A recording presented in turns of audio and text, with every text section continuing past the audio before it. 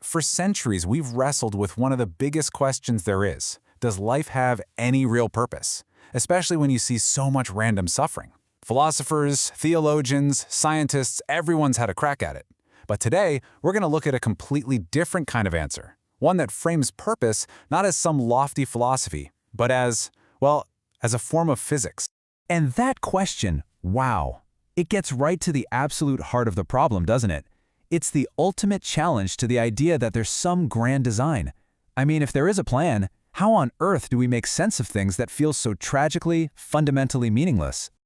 Okay, let's dive into this. The framework we're exploring today suggests something pretty radical. To find the answer, we need to stop looking out there at the universe, because the problem, it might not be a flaw in reality at all. Yeah, what if the issue is with the very software we're all using to interpret reality? This completely flips the script, right? It's not a cosmic problem anymore, it's a cognitive one. It's not a hardware issue with the universe, but a software bug in our own heads. A bug that makes real events, like the awful suffering we just heard about, render as nothing but meaningless static. Our default OS is what the source material here calls rational thinking, or RT. And look, it's the system that powers our modern world. It's absolutely brilliant at optimizing for efficiency, building incredible technology, and making sure we survive. But the argument is that it's incomplete. It's given us all this incredible power, but without a matching framework for purpose or meaning. And that creates what's called a governance vacuum. Now, this is where it gets really interesting. Look at how this slide contrasts our default system with a proposed upgrade. The shift in every single category is huge. The goal isn't just efficiency anymore, it's cognitive development.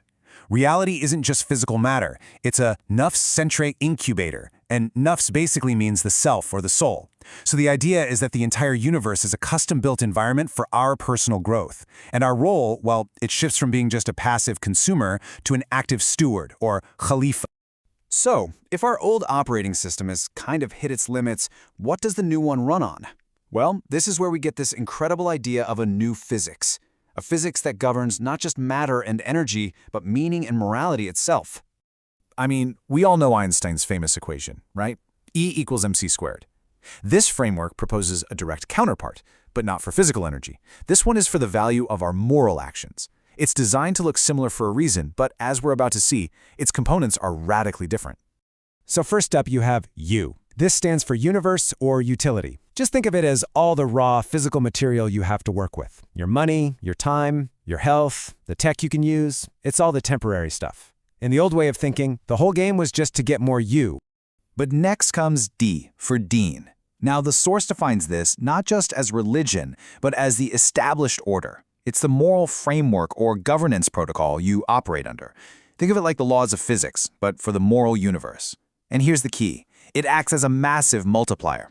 Having tons of resources, a high U, without a strong ethical framework, a low D, well, you end up producing very little of actual value.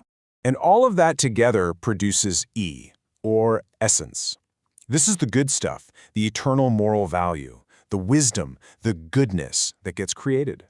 In this model, where the universe is like an incubator, or even a simulation, E is the only thing you actually get to keep when it's all over. And this slide just lays it out so perfectly.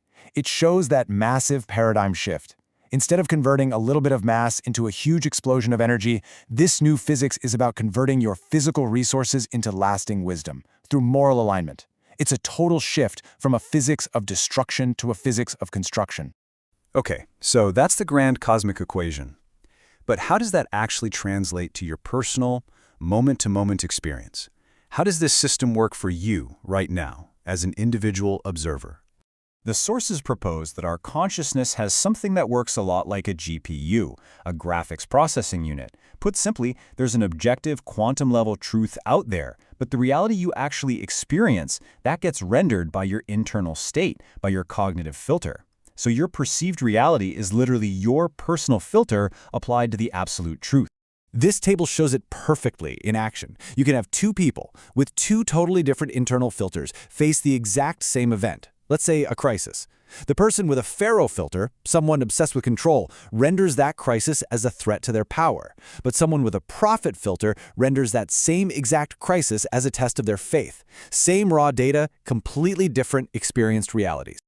So, here's the crucial point. The real takeaway from this: your power isn't in trying to manipulate the external world directly. The real leverage you have is in upgrading your own internal filter, your personal GPU. That is the only way to actually change the world you experience. And this brings us to the ultimate purpose of this whole system. If reality is an incubator, and if we're all meant to be upgrading our internal software, well, what's the end goal of this great cosmic upgrade? The goal is something called cognitive development, or CDEV. It's not about being happy or rich or famous. The entire point of this cosmic incubator is to grow the nafs, yourself, your soul. It's all about increasing its ability to handle more and more complexity while staying ethically coherent. This becomes the new metric for a successful life, completely replacing things like GDP or social status. And this brings us all the way back to that first incredibly difficult question about suffering. This framework reframes hardship completely with this beautiful metaphor of a diamond. The self, the nafs, starts as a rough, uncut diamond. The difficulties, the challenges, the friction of life, that isn't some meaningless bug in the system. It's the essential, absolutely necessary process of polishing that diamond to reveal the brilliance that's already inside. And this journey, it isn't random. The sources lay out a pre-structured developmental map with 4 distinct phases. You've got phase 1, the foundation, which is all about connecting to a higher order. Then phase 2 is reformation, shifting your mindset from "this is mine" to "I'm taking care of this." Phase 3 is about breaking free from rigid institutional thinking. And finally, phase 4 is about achieving what's called cognitive sovereignty. Basically, the ability to interface directly with reality's source code. So the whole process, the whole point of it all, is about this fundamental shift in our role. We are designed to evolve from being passive users who are just consuming the reality that's fed to us into becoming active stewards, co-creators and managers of our own experience and our own development.